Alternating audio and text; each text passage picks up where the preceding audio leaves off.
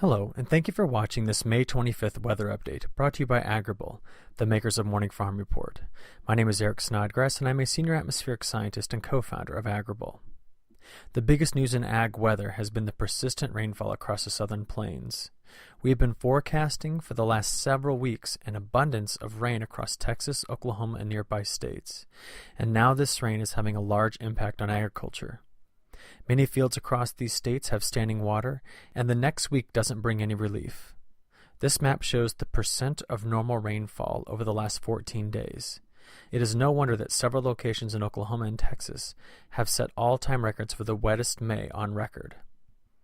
This is a good time to remind you of our free app called the Pocket Rain Gauge. It is available to download for free on Apple devices and is a useful tool for monitoring daily rainfall across your fields. In addition, field-specific rainfall data in our Morning Farm Report is free until December 31st, and it provides rainfall measurements for yesterday, the last 7 days, the last 30 days, as well as your year-to-date totals. Plus, our data analysis techniques allow you to compare your field totals to other fields in your county, crop reporting district, and state. Try it all out free today. Well, this is an animation of the drought monitor in Texas over the past year. Ag producers in northern Texas, I am sure, are happy that drought conditions are improving, although a bit too rapidly. Most fields rely on irrigation in the southern plains, and these rains are great for resupplying these waters.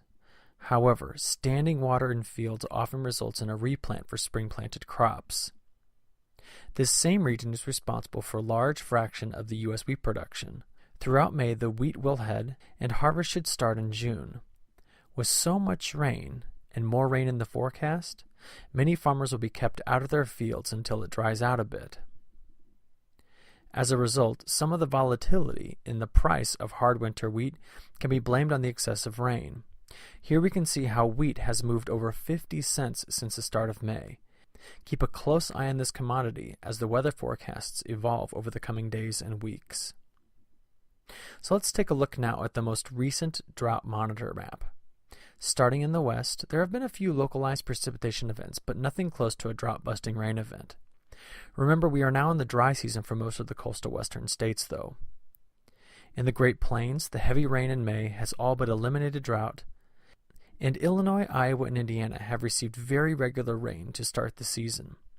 In terms of corn, the only states where drought might play a significant role this growing season is in Minnesota and Wisconsin.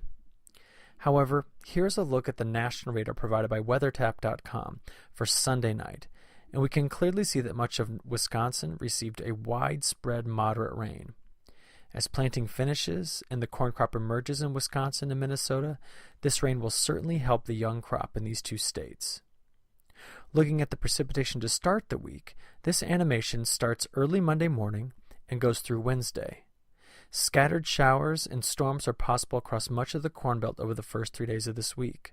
For Illinois and Iowa, the forecast is for rain early Monday, then clearing, just in time for another round of precipitation on Tuesday. For this part of the U.S., the precipitation is great for soybeans, as planting is nearly finished and some fields are already emerging. Plus, the regular rain across Illinois and Iowa has gotten corn off to a great start this year.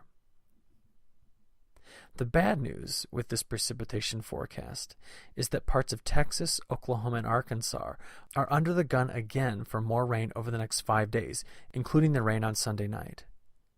Flood watches are set for these areas as soils are saturated and rivers and streams are at or near flood stages.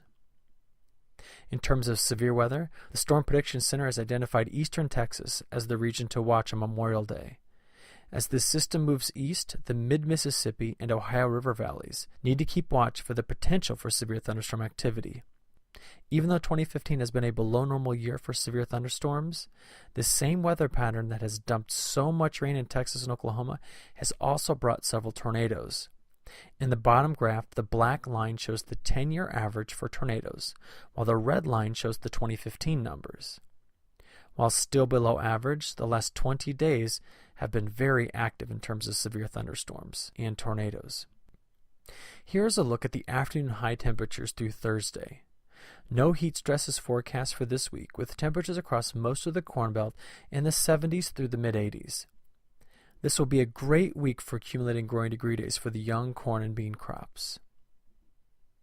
Looking into the end of the week and the start of next weekend, the United States looks to remain cool where all the rain has fallen in the central states, while the east and west coasts are forecast to be warmer than normal. We can also see that most locations east of the Rockies have an above-average probability of being wetter than normal at the end of this week and next weekend. Looking even longer term, there are several indicators that the weeks leading to pollination for corn are void of any large-scale weather hazards through the heart of the Corn Belt. Currently, global weather patterns are close to ideal for good growing season.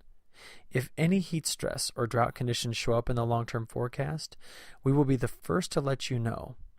As always, we at Agrible will bring you the latest and best weather forecast information through our morning farm report so that you can efficiently plan your operations. We thank you for your attention and hope you look forward to our next weather video update. Thank you.